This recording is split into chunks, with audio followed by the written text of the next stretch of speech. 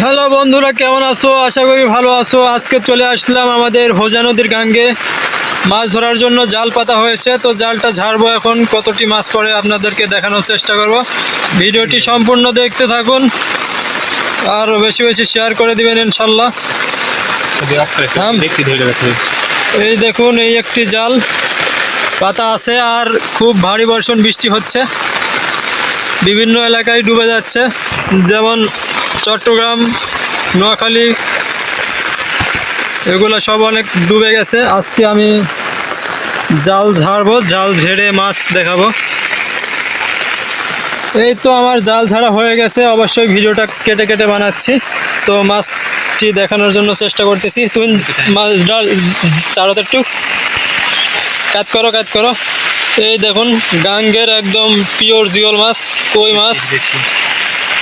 আমাদের তুহিন সাহেব জালটি পেতেছে। খুব ভারী বর্ষণ বৃষ্টি হচ্ছে। মাছ পেলে কি একদম খুশি হলো, তুমি মাছ পায়।